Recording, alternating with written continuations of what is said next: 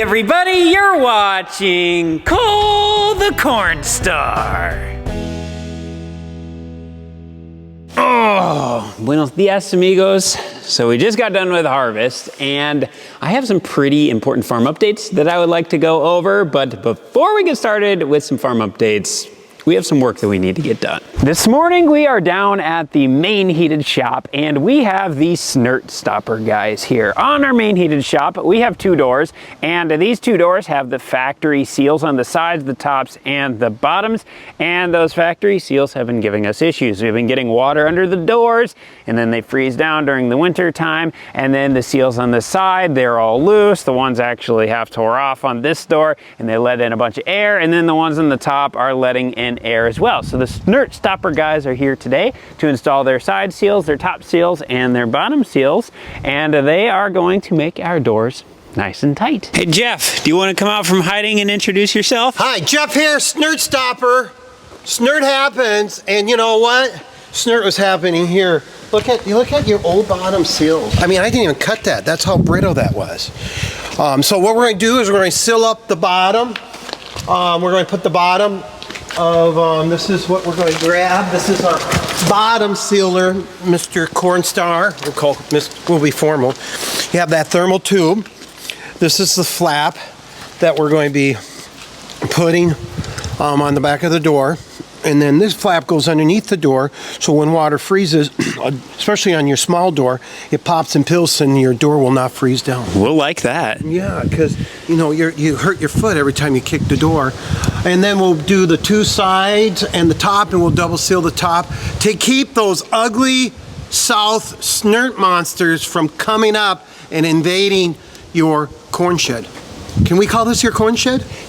You can call it whatever you want. Okay, we'll call it your corn shed. So that's what we're doing right now. And then over here we have the most important guy. There you go. The cameraman. There you go. Well, the helper. There you go. You got a bigger camera than I do. Unfair. You want to introduce yourself? I'm Jay. I'm the other brother, a part of the Snirt Monster. You'll see me dress up. I'm the guy that dress up as Snirt Monster because they want to keep me outside. Right now I'm inside because we don't have Snirt Stopper on. But later on, won't be in the building because we'll have Snirt Stopper on. Jeff and Jay are the owners of Snirt Stopper, and they're going to be the ones here today helping us install all of their seals on our doors. By the way, Snirt stands for snow and dirt. Snirt. So in my hand is the old sill that used to be on the bottom of the door, and the new Snirt Stopper seal is this guy. Massive difference. You sure that's level, Jeff? For Iowa, it is.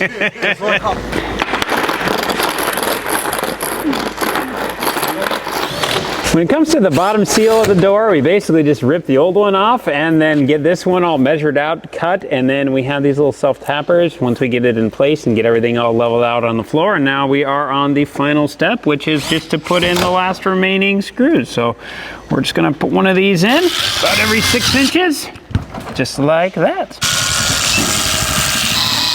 By the way, these things have a 25-year warranty. And they also come in, the bottom sealer comes in 4 colors: gray, charcoal, white, and black. Jeff and Jay just got the Snirt Stopper seal on the bottom of the door over there, and check that thing out compared to this old seal. So this is what we would have had on before, just this nice little thin thing. There's hardly anything there. And then when we get over to this one, this thing is a tank. We got the insulation here on this side. It's made out of a Kevlar material, so this thing can seal up abnormalities in the concrete, so that way you don't get your little light shining under the door, which will also help with the wind not coming under the door, as well as Snirt. So we're basically going to be doing this exact same process now, but on both of the sides of the door as well as the top. Okay, one of the reasons why the side and top seal keeps those snirt monsters out is because there's something called wind.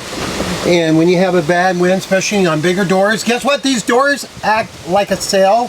So it's, instead of the baby being rocked in the cradle, the door gets rocked, okay? See? And then of course, look what happens. We are about 50 degrees here, maybe 45. What happens when it's 30? It's still thinking. It's still thinking. it's still thinking, okay? That means you're not getting sealed. Driving the lift around in the shop. Trying to watch Jeff not run into the wall.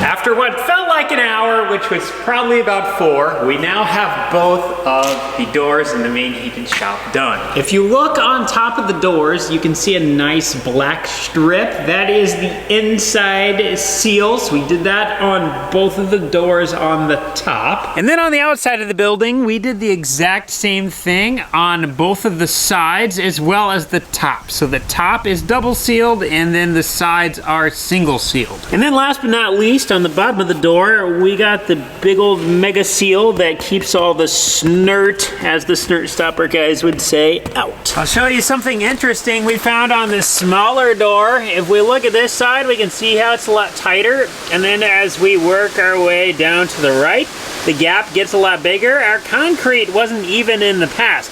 So before we would get some rain, we would get some snow and some wind, and on the inside of the building, you would actually come in here and you would see some water on the floor and you'd see some snow on the floor because our concrete wasn't level.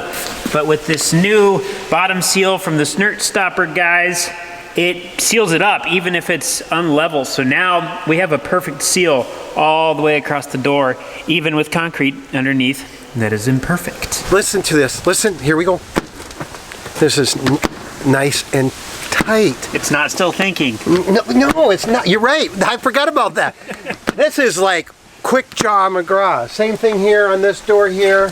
If you look on the top, I'm not that tall. Maybe, Cole, you could do a somersault like Batman or something like that and jump up there. I never really noticed how much the old seal did not hug the door until earlier. Jeff started pushing on the door like this, and you could see it just making a gap every time you pushed on the door. And this new one, this thing is tight.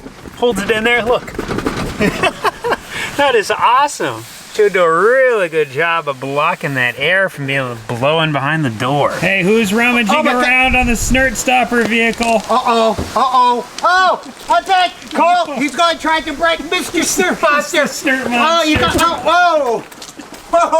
tried to get, look, we're keeping him out from your door. Boy, he came all the way from Minnesota to break into your door. I'm going to close this door here so we don't go in there. See, folks, you too can keep Snirt Monster because you never know when they will be coming. They can come day or night. Next up, we are at my house in the main heated shop, and I actually put one of the snirt stopper door seals on the bottom of this door a few years ago. So on this door, we are going to be doing the sides and the top.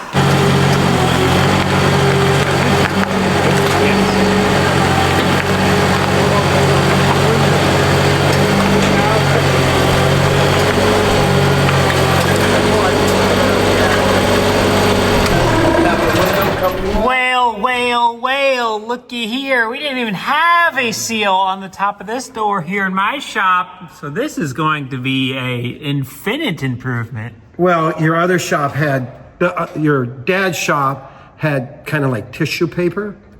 Yeah, and this one has no tissue paper. No, you are correct. You are correct. Now, what most ag producers tell us, folks, is Minnesota, North Dakota, the product pays for itself in like 2 to 3 months, sometimes even 1 month. We had one guy, now he had a large shop, or two guys, one in Williston, one in Minot.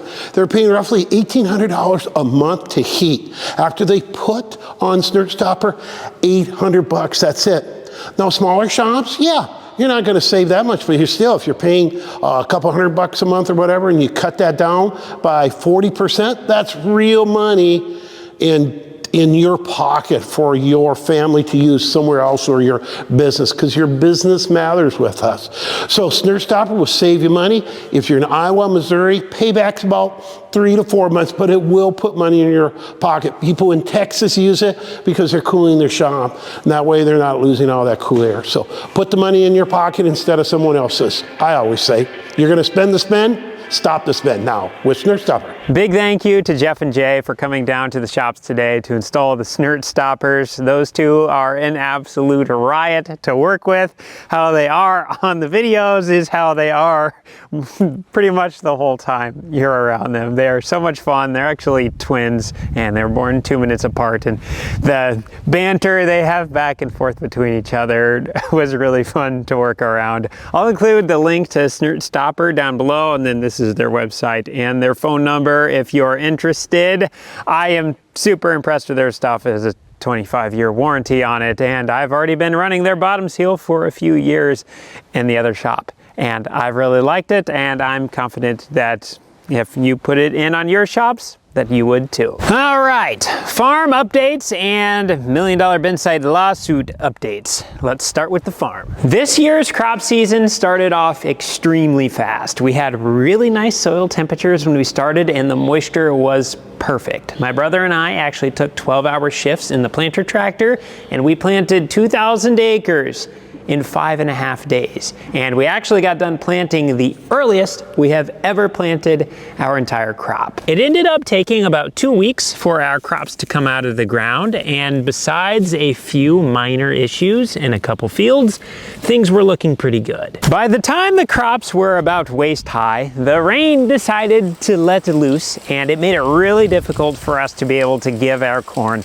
its nitrogen, or as I like to say, it's steroid shot. This year was the year of rain. As soon as we got our nitrogen on, we got almost 2 inches of rain every other day for a month. As much as we like getting rain, 88 degrees plus 90% humidity plus 20 inches of rain in a month in farmer language translates to disease, severe wet spots, disease, wet spots, and disease. This year was actually so wet, we were unable to get into the fields with our ground rigs to be able to spray our fungicide on, so we had to hire a drone to fly it on, and my brother was also only able to get 1 cutting of hay.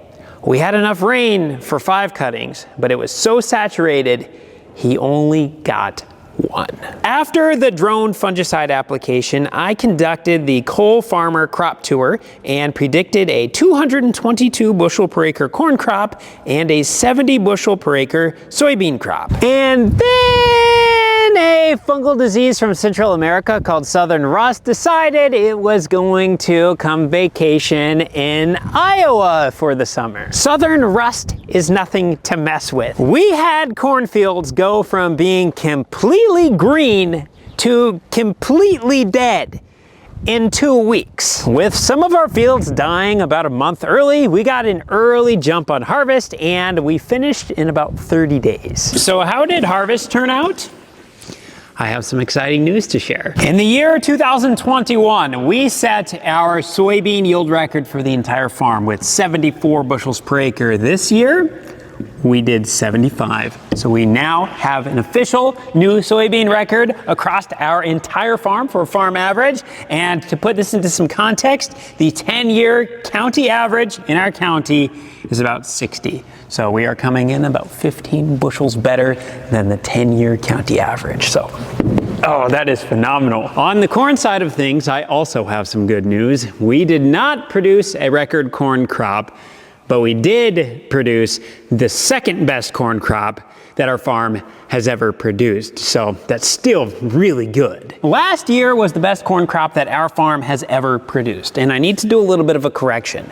Last year out of the field, I thought we produced 262 bushels per acre across the entire farm.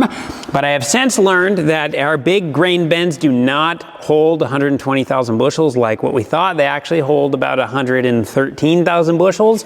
So our calculation changed a little bit. We did not actually produce produced 262 bushels per acre.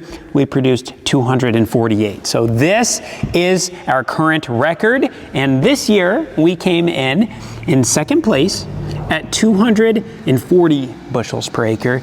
And for context purposes, compared to our 10-year county average, which is just about 205, we are still doing really well. 240 bushels per acre is a really good corn crop. I would personally like to thank Champion Seed for providing us with the corn and soybean seed that helped contribute massively to this year's yields. This year, our top performing cornfield, which contained Champion Seeds 115 days 65A23 and 118 days 68A25, came out on top with an average yield of 253 bushels per acre. And on the soybean side, Champion Seeds 253E and 295E averaged 79 and 77 bushels per acre. Before we get into farm trials and my little update on the $1 million bin side lawsuit, let's talk farm equipment. This year, we got the opportunity to demo a few pieces of equipment, and we also added a few new pieces of equipment to the operation. We're gonna start with the demos. For demo number one, we had the opportunity to run this brand new Wilson trailer, and this thing was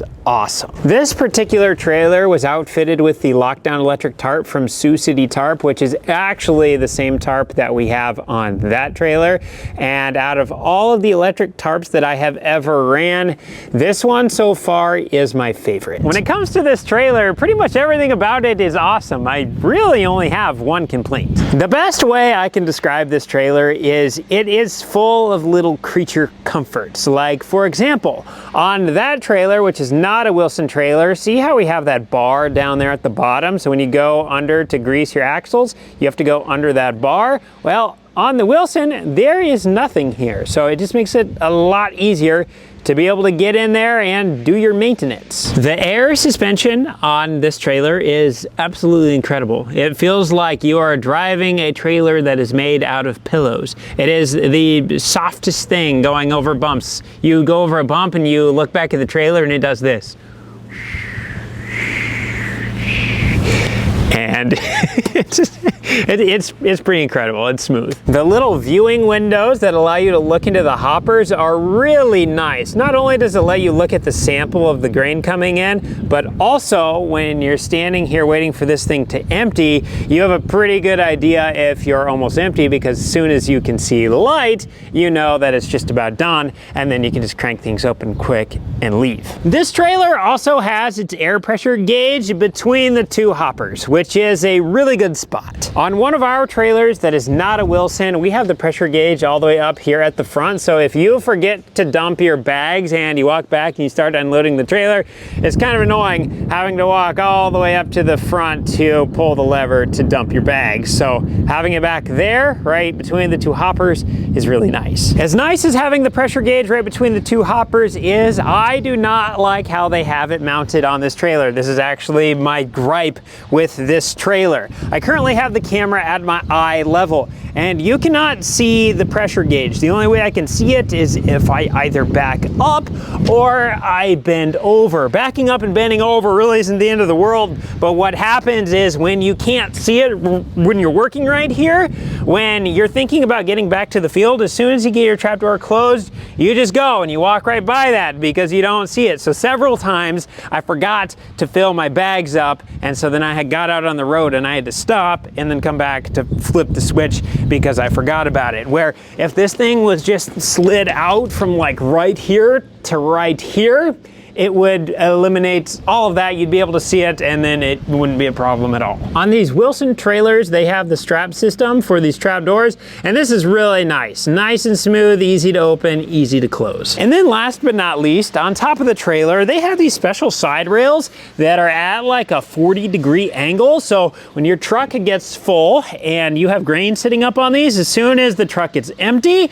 then all of the grain just falls in. You don't have anything just hanging out here on the sides. So I really appreciate this little detail. Big thank you to Wilson Trailer Company for giving us the opportunity to demo this trailer. It was a pretty cool experience. The next piece of equipment that we got to demo this year was this Calmer Cornhead. This is Calmer Cornhead's 12-row, 30-inch model, non-folding and this thing was an absolute beast. Not only is this thing built like an absolute tank, this is outfitted with the Calmer BT chopper stock rolls. And I don't know how well you can see down inside of there, but those things are cornstalk confetti making machines. So this is what I mean about the Calmer Cornhead turning everything into confetti. This is some corn residue that has had a couple rains on it, so everything is nice and settled down. But pretty much our biggest pieces are going to look like this. And as you can see, everything is nice and crimped where, I mean, our pith is exposed, and so that can get stuff in there to be able to eat that and get that back into the soil. All of our pieces are just all shattered up and broken. Even the corn stalks themselves. I don't know how this works, but this is where one used to stand, but it literally blows them up all the way down to the base. It just cracks them wide open. Every single corn stalk that the Calmer Cornhead went through looks like this. They're literally all blown up down to the bottom. I don't know how it works, but it does. And look at that, split open all the way to the bottom. I really like that. I think this thing did a phenomenal job. And then last but not least, we demoed a Fendt Ideal 8 combine for 3 days, and that thing was a sweet machine. It had all the bells and whistles. The unload auger on that thing was the fastest unload we have ever experienced in our life. But honestly speaking, the price tag associated with the Fendt combines is really high. They carry a premium when they are selling them. And we have tried a John Deere, we have tried a Case, and now we have tried a Fendt. And we felt there wasn't really anything head and shoulders better about the Fendt combine versus the other ones. And so we didn't feel like that price premium was really worth it. So who knows in the future, and honestly, when they have the listing price, that is not the price they're actually selling the machine for. So maybe they just mark it way up and then you can knock them down 30%. I don't know, but at this time, that is how we felt about the machine. I should probably mention that the Fendt combine was also outfitted with LSW 1400 tires on it, just like the tires I'm standing beside right now. And our current combine has tracks. The Fendt with LSW 1400s definitely made us realize that tracks on our combine are not a necessity in the future. So when we are looking at upgrading combines down the road, we will be looking at LSW 1400s on the combine instead of tracks. So that's it for the demo stuff. We are now going to move on to the stuff that we added to the farm this year that is actually ours. This is probably the biggest upgrade that we did to our farm this year, and this is a 1300 bushel grain cart. This year we actually ran 2 grain carts. We've had this one for probably at least 15 years, and then we just got this one. This one is twice the size of this one, by the way, and running these 2 allowed us to never have to stop the combine a singular time outside of when I accidentally ran this tractor out of diesel fuel. This is just my 2 cents, so take it for what it's worth. But if you are in the market looking for a 1,000 bushel sized grain cart, I would highly recommend looking at the 1300 size. You don't have to fill the thing full. We usually don't pack the thing full. We usually leave space for 15,000 pounds to go fill the semi. It's just nice having the little bit bigger grain cart for if you're passing through the field and you just need that extra 50, 100 bushels on you to be able to keep the combine moving, you can do it. So that's our recommendation. Get the 1300, don't get the 1000. We also made a really big upgrade this year in the communication department on our farm. We ended up getting these Midland MXT 500 radios in all of our equipment now. So when it came to talking to each other while we were working, these things made it super easy. We ended up getting the MXT 500s because these are the bigger ones that have a longer range. We farm in a 7-mile radius from here at the bend side. So we don't farm super far, but we do have a fair few hills, and there are some obstacles that can block signal. So we like the bigger ones because we never lost signal with these, and so we were always able to communicate with everything going on.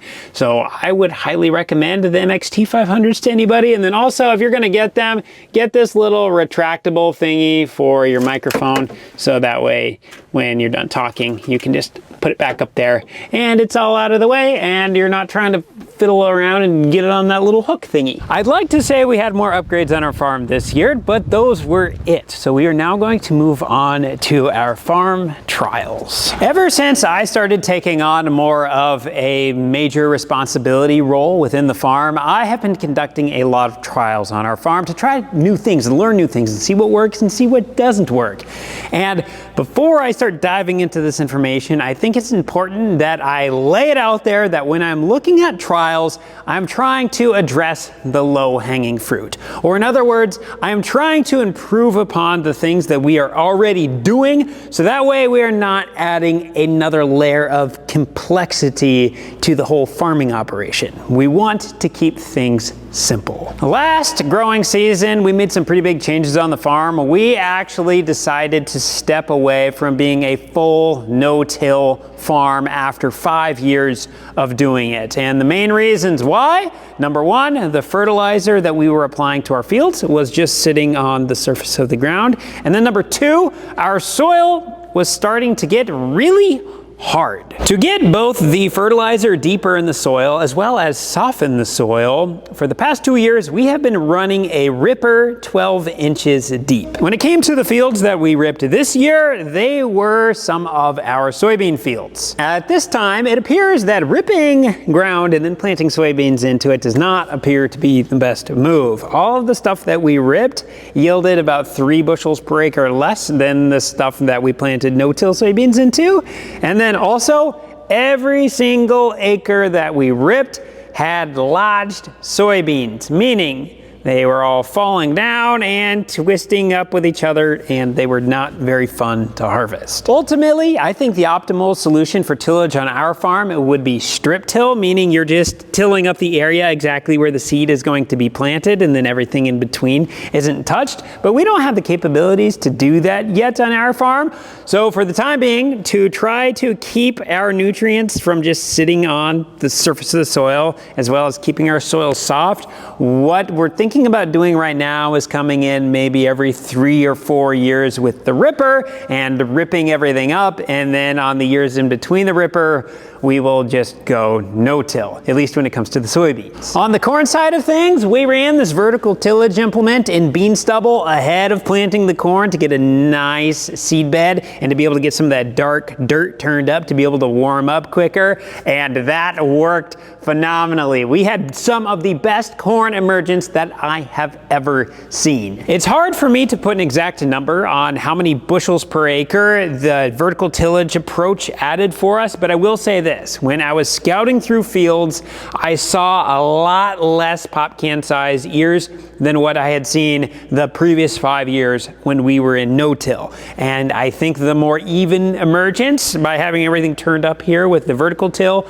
was a large contributor to that. The next trial is not actually a trial, it's more of an observation. Something that I would like to get into in the future on our farm is high moisture corn harvest to help eliminate phantom yield loss. In the case of our farm, our dryer is too small to be able to harvest high moisture corn. So we had to wait for our corn to dry down, and we went and harvested soybeans. And by the time we got done with soybeans and came back to corn, our corn was now technically too dry, and we did not have to use the grain dryer at all, which some people would say that's a good thing, but I think that's a bad thing because of phantom yield loss. Phantom yield loss refers to the hidden loss of bushels that happens when harvest is delayed. As kernels dry, they burn a bit of their stored starch and sugar through respiration, slightly reducing kernel weight and overall yield. If I had to make an estimation, phantom yield loss this year on the farm due to us having too small of a dryer cost us a net profit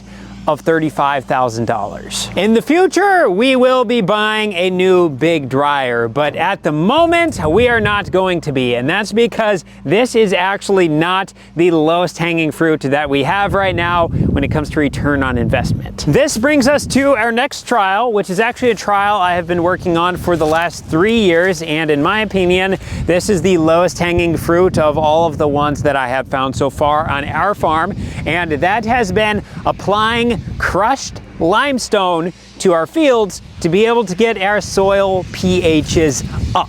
Around here, the soil that we have is naturally acidic, and on approximately 90% of our farm, we had soil that was 100 times more acidic than what is considered optimal for raising corn and soybeans. So basically what was happening, let's say we put on 100 pounds of fertilizer, only about 50 pounds of that fertilizer was actually able to be used by the plants, because the other 50 pounds was being tied up by the acidity in the soil. And so, in other words, we were quite literally wasting half of the fertilizer that we were putting on because the soil was too acidic. In order for us to fix our acidity problem, we purchased a ton of crushed limestone. Well, we actually purchased a little over 8,000 pounds of crushed limestone per acre for the entire farm, or about 2 million pounds total of crushed limestone. And on year number 1, we did not see any results. On year number 2, we ended up breaking our previous corn record yield by over 30 bushels per acre. And then this year was year number 3 since our limestone application, and we would have broken last year's yield record had we not been smacked with southern rust this year.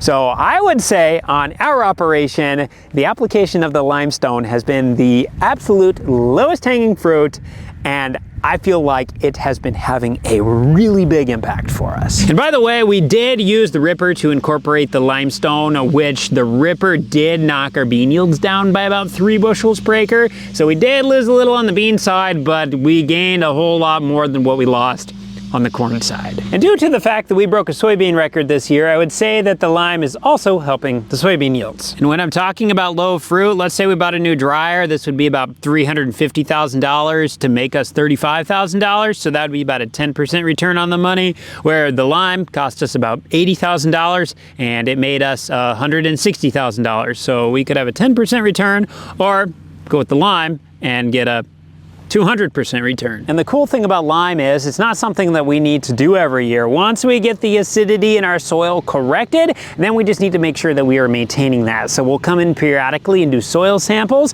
and if we see our acidity starting to creep in a little bit, then we'll just come in with a smaller lime application. So we had really big up front, but then going forward, it should just be the little bits of maintaining throughout time.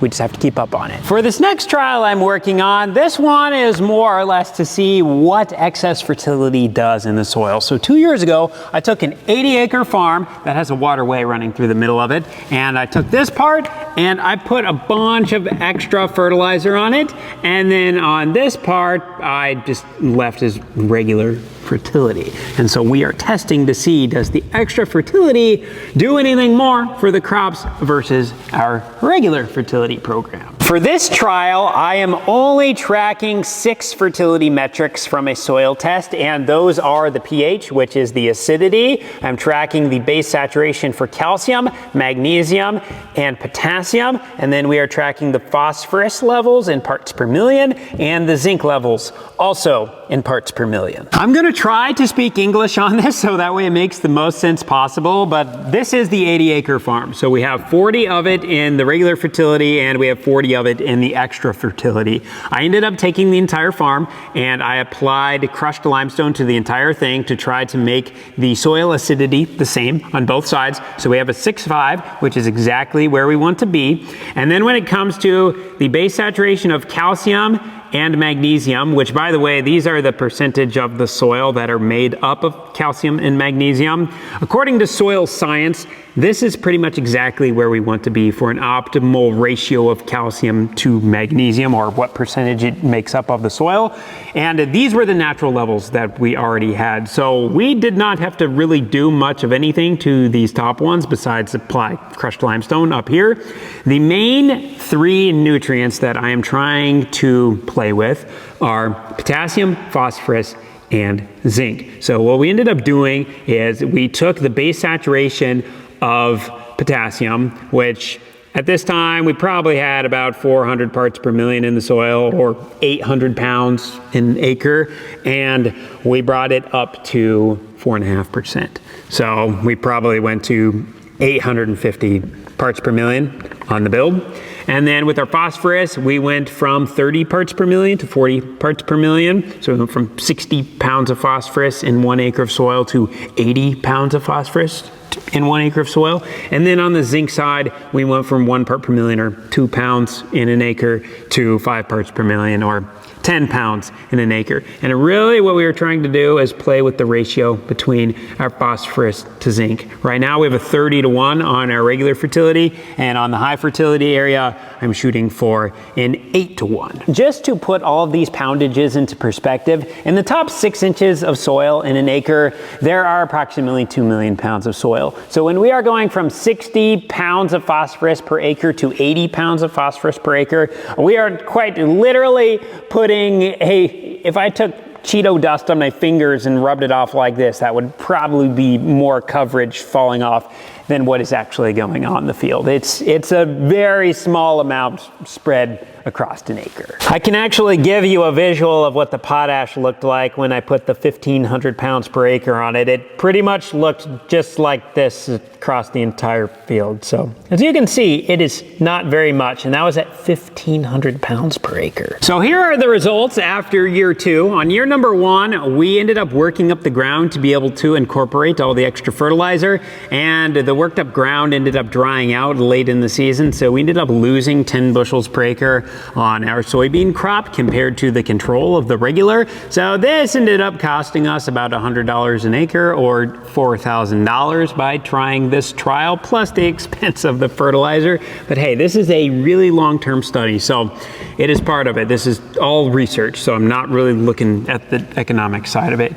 And then for year 2, we ended up having identical yields on both sides. So it'll be interesting to see as this goes on. We put on a ton of fertilizer in year 1, and the way fertilizer works is when you put it on, it is not immediately available to the plant. It has to be broken down by microbes in the soil. So year 1, it makes sense why we saw nothing. Year 2, we could have saw something, but it takes time for those things to break down, just like the crushed limestone. So I'm excited for next year to see how this turns out, and this is going to be a long-term study, so it's going to keep going and going and going until we make it work, because we're eventually going to make it work, because I have a feeling there's something here. I just don't know what it is yet, and I haven't figured it out, but we eventually will. For the next trial, we've seen some of the best yield results out of any of the trials that we have tried so far, including the lime. The lime definitely takes the cake when it comes to a financial return on investment, but this one has the yield, and its return on investment is still really good. And that trial has to do with this stuff. This is field drainage tile. On every single one of our farms, we have drainage tile in some way, shape, or form. Some of it's 80 years old, some of it's 15 years old. Most of the stuff that's 40 years old or older doesn't work anymore. So I don't have trials in every single field on this, but I do have several fields. When you're going across the field with the yield monitor, you can see exactly where the tile lines are. So that is what I'm basing all of my trial data off of. In all of our fields, the type of tiling we have is called spot tile. So let's say this is our field and we have an identified wet spot right here in the middle, and then we have a little creek where we can dump our water on the edge. Back in the day, they would have identified that wet spot, and then they simply would have pulled a tile line from the creek to the wet spot, effectively getting that wet spot to drain, and that's all they did. They didn't mess with any of the other parts of the field.